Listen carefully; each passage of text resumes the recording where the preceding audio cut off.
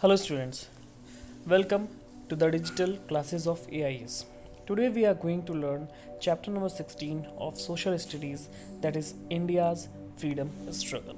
So in today's chapter we will learn about the freedom fight of India towards the Britishers and the struggle which were led by the Indians toward the freedom of India. Okay, so what happened in the era when the India was under the control of the British government? They humiliated the Indian peoples a lot. So some of the British people and educated Indians felt that there should be some kind of political party which helps the Indians to raise their voice towards the freedom, towards the right. So the Englishman O.A. Hume founded the Indian National Congress, which was formed in 1885. The first session of the INC was held in Mumbai under the presidency of Vumesh Chandra Banerjee. Some other people were also there, some other leaders were also there, like Dada Bhai Naoroji, Gopal Krishna Gokhale, Bal Gangadhar Tilak, and etc. Indian Congress members like Dadabhai Naoroji and W.C. Banerjee, that is Vumesh Chandra Banerjee, spoke about India's problem in British Parliament, where they were supported by the British members of the Parliament. That means कि all the British members, all the English members are not against the India, but some of the English people are in the favor of the people of the India. So when Dada Bhai Naroji and W.C. Banerjee spoke about India's problem in the British Parliament, they were supported by the British member in the British Parliament. And the demands of the Congress, which were led in the British parliaments, are benefits for Indians, employment of Indians in government jobs, better living conditions for Indians. Among the leaders, some people approached the government for settlement of their demands in a peaceful manner. वो लड़ाई दंगा नहीं चाहते थे and they follow the Gandhi ji, so they approach the government in the peaceful manner. These leaders came to be called the moderates. जो peaceful manners में जाते थे, अपनी बात कहना चाहते थे, या जो peacefully freedom चाहते थे इंडिया का, they were called as the moderates, while the others were called radicals, जो peacefully या फिर forcefully या किसी भी तरीके से अपनी बात लोगों तक पहुंचाना चाहते थे, ब्रिटिश गवर्नमेंट तक पहुंचाना चाहते थे. Those people were called the radicals. Okay, formation of Indian National Congress, which we have already discussed. Alright. Next part is the partition of the Bengal.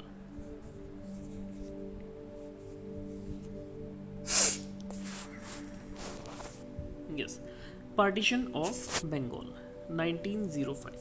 As the feeling of nationalism grew among the people, the British became anxious. They wanted to weaken the strong will to fight for the freedom.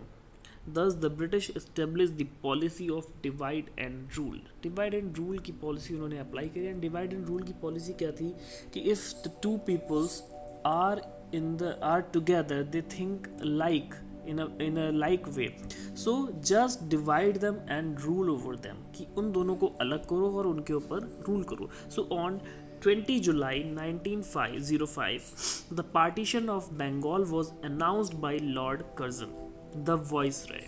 उस समय पे जो India के viceroy थे Lord Curzon, उन्होंने बंगाल का partition announce किया. बंगाल को दो पार्ट में डिवाइड करना चाहा उन्होंने, एक जिसमें मुस्लिम कम्युनिटीज़ रहेंगी, एक जिसमें हिंदू कम्युनिटीज़ रहेगी. One part of the province was to have more Muslims and the other more Hindus. This was done to weaken the unity among the two communities. और ये सिर्फ और सिर्फ इसलिए किया जा रहा था बिकॉज जो दो कम्युनिटीज़ हैं, जो दो रिलीजन हैं, उनके बीच में आप फूट डलाइए और उनके ऊपर रूल करिए, जिससे कि उनके बीच की जो एकता थी वो अलग हो and they can freely rule over the India. Okay, next is as you see in this picture in the partition of Bengal की ये दो पार्ट्स करे जाने थे, एक बंगाल और एक eastern Bengal. Okay, and this is the picture of the railway, the people are shifting from one place to another. Okay, Gandhiji, the freedom torch bearer. Okay, so what is the role of the Gandhiji in the freedom of the India? I think the main role was done by the Gandhiji, because the feeling of the getting a freedom from the Britishers which came to the Indians was started in 1857 and it was led forward by the Gandhiji. And Gandhiji के जो different moments थे उनके through ये feeling जो थी India के लोगों के अंदर आई, एंड लोगों ने अपने फ्रीडम, अपने राइट्स के बारे में बात करना शुरू किया. Gandhi ji went to the South Africa in 1893 in connection with a case where he saw that the people in the South Africa are degrading the Indians. He fought for their rights. He experimented with satyagrah based on truth and non-violence and achieved great success. Gandhi ji ने Africa में सत्याग्रह launch किया और वहाँ पे उन्होंने non violence और truth के base पे जो है एक बहुत अच्छी सक्सेस पाई. ट्रुथ यानी कि सच बोलेंगे, नॉन वायलेंस यानी कि हम लड़ाई नहीं करेंगे. इन गांधी जी का कहना था कि इन केस अगर आपको कोई आपके गाल पे एक थप्पड़ मारता है तो आप दूसरा गाल आगे कर दीजिए, जिससे कि जो सामने वाला है उसका गुस्सा शांत हो जाएगा और वो आपसे आराम से बात करेगा और आपकी बात भी मानेगा. Okay, when he returned to India in 1915, he toured the country and was shocked to see the poverty and hunger in the country. और वो जब वापस आए तो उन्होंने देखा कि इंडिया में बहुत ज़्यादा पावर्टी है और उससे और भुखमरी है, तो उससे वो बहुत ही ज़्यादा शॉक हुए. He decided to fight against the injustice done to the Indian farmers and therefore launch the fight for freedom through the policies that he used in Africa. और जो उन्होंने अफ्रीका में पॉलिसीज़ यूज़ करी थी वही same policies को use करते हुए इंडिया में उन्होंने एक मूवमेंट लॉन्च कर दिया और उसके थ्रू वो फ्रीडम फाइट के लिए तैयार हो गए और वो तैयारी उन्होंने शुरू कर दी. Next is important acts and moments. Important acts and moments. So first act is the Rowlatt Act. What is the Rowlatt Act? Rowlatt Act is the act in which the British government enacted this, which gave the government the power to arrest anyone and send him her to jail without trial. Without any trial means आपको court नहीं ले जाया जाएगा और आपको बिना पूछे jail में डाल दिया जाएगा. आपसे ये भी नहीं पूछा जाएगा कि कोई गलती है या नहीं, या आपने कोई फॉल्ट की है या नहीं की है, but you will be put in the jail. So people protested against this act. Next is Jallianwala Bagh. Jallianwala Bagh जो कांड था ये एक बहुत बड़ा एक जो इवेंट ऐसा हो गया था कि जिसने इंडियंस के अंदर आज़ादी की जो फ्रीडम की जो एक टॉर्च थी उसको और ज़्यादा उसको उन्होंने लाइट अप किया. हुआ क्या था इसमें? On April 13, 1919 a peaceful meeting was being held in the Jallianwala Bagh, Amritsar. ये गोल्डन टेम्पल के पास एक जलियांवाला बाग है अमृतसर में. वहाँ पे लोग पीसफुल मीटिंग कर रहे थे. वहाँ के लोग 10,000 of man, women and children were there. तकरीबन 10,000 मैन वुमेन जो थे वो वहाँ पे थे.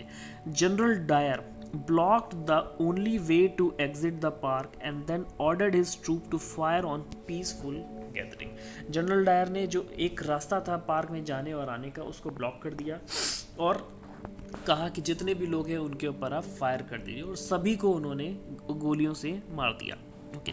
Thousands were killed, including the little children and women. Gandhiji was shocked on hearing the news and declared that India should demand complete freedom और पूर्ण Swaraj from the British rule. Complete freedom चाहिए हमें अब ब्रिटिशर्स से. अब हमें कोई भी राइट्स नहीं चाहिए.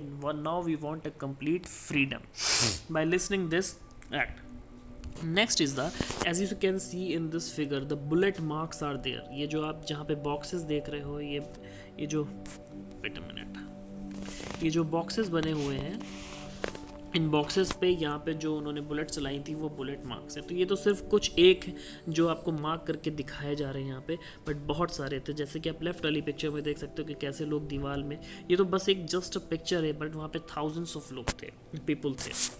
Okay, next is the Khilafat movement. When Turkey was defeated in the first world war, the allies decided to divide it among themselves. The Khalifa of Turkey was upset as he was also the religious head of the Muslims. ये Turkey में हुआ था। Turkey में क्या हुआ था कि जो वो फर्स्ट वर्ल्ड वॉर में टर्की हार गई थी और जो उनके बीच की मीटिंग थी उनको वो डिवाइड करना चाहते थे।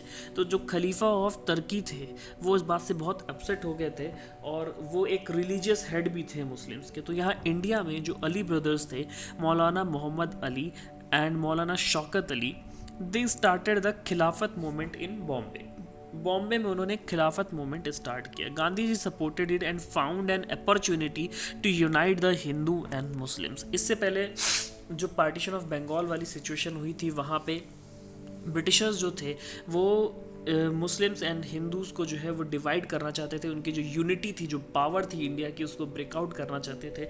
But the Ali brothers started this movement and Gandhi ji found कि हिंदू एंड मुस्लिम दोबारा से एक साथ यूनाइट हो सकते हैं और फ्रीडम के लिए लड़ सकते हैं। So this Gandhi ji supported the Khilafat movement.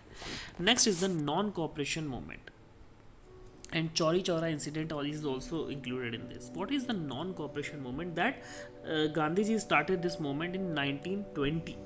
Okay 1920 में ये जो है मोमेंट जो था वो स्टार्ट हुआ और इसमें ये बोला गया, गांधी जी ने बोला कि we will not cooperate to the British government. हम ब्रिटिश गवर्नमेंट को बिल्कुल भी कोऑपरेट नहीं करेंगे। उनके बनाए हुए जो ऑफिसेज हैं, स्कूल्स हैं, हम वहाँ पे नहीं जाएंगे, उनका बाइकआउट करेंगे। जो ब्रिटिश गुड्स हैं उनका भी यूज़ हम नहीं करेंगे। So the Congress under the leadership of Gandhi decided to start the non cooperation movement in 1920.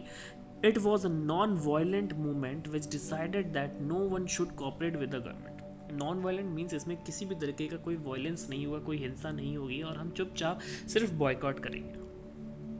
The struggle was gaining the strength when in 1922, और ये जो स्ट्रगल था गांधी जी का ब्रिटिश गवर्नमेंट के खिलाफ, ये स्ट्रेंथ पा रहा था बिकॉज हम जब ब्रिटिशर्स जो हमारे से सामान रॉ मटेरियल लेके उसको कन्वर्ट करके हमको ही हमारा सामान जो था वो सेल आउट करते थे, हम जब वही नहीं खरीदेंगे, हम उनके बनाए हुए स्कूल्स में, कॉलेजेस में, जो भी उनके ऑफिसेस हैं, गवर्नमेंट ऑफिसेस हैं, अगर हम वहाँ जाएंगे नहीं तो वहाँ कोई काम करने वाला नहीं रहेगा। जो उनका इनकम का सोर्स है वो बंद हो जाएगा और इससे ब्रिटिशर्स जो थे वो बहुत परेशान भी हो गए थे and they are getting in the under the stress. But in 1922 at Chauri Chaura police station, Chauri Chaura was a place, वहाँ पे पुलिस स्टेशन था, वहाँ पे two policeman were burnt alive by a angry mob. और जो भीड़ थी, गुस्साई हुई जो भीड़ थी, उन्होंने 2 पुलिसमैन को जिंदा जला दिया।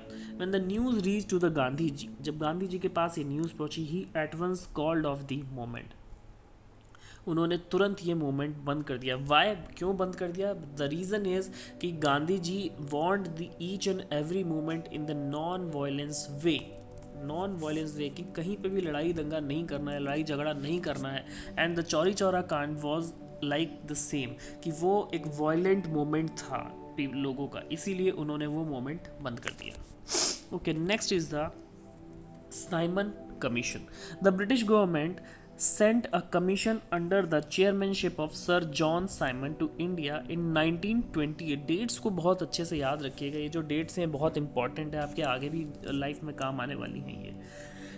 In 1928 to study the effect of 1990 Act, जो 1990 एक्ट आया था उस एक्ट को पढ़ने के लिए, समझने के लिए 1928 में उन्होंने, जो ब्रिटिश गवर्नमेंट थी, उन्होंने किसी एक को भेजा जिनका नाम था सर जॉन साइमन। अच्छा, this was called as the Simon commission, और इसको साइमन कमीशन बोला गया। The Simon commission reached India in 1928. It was boycotted by the Congress as there was no Indian member in the commission. ये commission जो था वो India के लिए ही बनाया गया था और इसमें इंडिया का ही कोई मेंबर नहीं था। That is why the Congress boycotted this movement, this commission. And there was no hope for this commission. It was greeted with black flags and slogans, Simon go back. और उसको जो है ग्रीट किया गया, यानी कि अपोज किया गया। यहाँ पे कहने का मतलब ये है कि ब्लैक फ्लैग से और लिखा गया Simon go back. Okay, next is the Lahore session or the Lahore Congress session in 1929. In 1929 annual session of the Congress was held at Lahore. तब पाकिस्तान का और इंडिया का पार्टीशन नहीं हुआ था 1947 से पहले, तो Lahore comes under the India. Pakistan का जितना भी एरिया था वो सब इंडिया के अंडर में ही आता था। Okay, so in 1929, the annual session of the Congress was held at Lahore. Jawaharlal Nehru was elected as the president of the Congress. Congress के प्रेसिडेंट उनको इलेक्ट किया गया. ही डिमांडेड पूर्ण स्वराज, जो गांधी जी ने पहले ही बोला था कि हमें कंप्लीट इंडिपेंडेंस चाहिए, वो उसके लिए उन्होंने वहाँ पे डिमांड रखी. Two important decisions were taken in the session, और दो इम्पॉर्टेंट जो डिसीजन थे वो इस सेशन में लिए गए. First, 26 January was to be celebrated as the independence day every year. बोला गया कि उस दिन से, यानी कि 1929 से 26 January was to be celebrated as the Indian Independence day every year. हर साल वो जो है 26 जनवरी को इंडिपेंडेंस डे के रूप में सेलिब्रेट करेंगे, और जब फाइनली उनको हमें जब आज़ादी मिलेगी तो भी हम उसको 26 जनवरी को ही सेलिब्रेट करेंगे. Next is the civil disobedience movement was to be launched in 1930. 1929 चल रहा था और बोला गया कि 1930 में, यानी कि अगले साल जो है, हम सिविल डिसोबीडियंस मूवमेंट को लॉन्च करेंगे. What is the civil disobedience movement, वो हम आगे अभी डिस्कस करेंगे. अच्छा, एक चीज़ यहाँ पे इंपॉर्टेंट है, आपको मैं बता दूँ कि जो इसमें बोला जा रहा है 26 January was to be celebrated as Indian Independence Day, हमें उस दिन आज़ादी नहीं मिल पाई, इसीलिए हम 26 जनवरी को अपना रिपब्लिक डे यानी कि गणतंत्र दिवस सेलिब्रेट करते हैं. Next is the Dandi march और civil disobedience movement. It was started in 1930, 12th March 1930. The British has instituted a number of unjust laws in the country. उन्होंने बहुत सारे लॉज जो है इंडिया में बनाए और लोगों के ऊपर अप्लाई कर दिए जो कि अच्छे नहीं थे, लोगों के हित में नहीं थे. One such law was the Salt Law, by which the British government had increased the tax on salt. एक सॉल्ट लॉ बनाया और उन्होंने कहा कि हम जो सॉल्ट है उसके ऊपर टैक्स इंक्रीज कर देंगे, and any Indian can not make this salt, और जो कोई भी इंडियन है वो सॉल्ट को बना नहीं सकता है. Thus Indian was force to buy the salt from the British at the higher price and were forbidden to make the salt from the sea. और मजबूर किया गया लोगों के कि वो ब्रिटिशर्स से हायर प्राइस पे सॉल्ट खरीदें, और वो उनको रोका भी गया कि वो सी से जो है सॉल्ट को नहीं बना सकते हैं. Gandhiji decided to go against this law. He decided to make salt from the sea and started the famous Dandi March for this purpose. Together with his followers, Gandhiji marched to Dandi. He reached Dandi on 6th April. 12th मार्च को ये moment डांडी मार्च शुरू हुआ था, जिसमें ये decide हुआ था कि गांधी जी अपने आश्रम साबरमती आश्रम से वो डांडी को जाएंगे और वहाँ पे वो सॉल्ट बना के उस लॉ को ब्रेक करेंगे विद नॉन वायलेंस. इसमें भी कोई वायलेंस नहीं चाहिए था हमें. तो 12th मार्च को वो चले और 6th अप्रैल को वो वहाँ पे पहुँच गए, पैदल चले, और बहुत सारे उनके जो फॉलोअर्स थे उन्होंने उनको ज्वाइन किया. This was the beginning of the civil disobedience movement. Thousand of people defined the salt law and were taken prisoner. और इस वजह से, लॉ तोड़ने की वजह से, बहुत सारे लोगों को इंक्लूडिंग गांधी जी, उनको जेल में बंद कर दिया गया.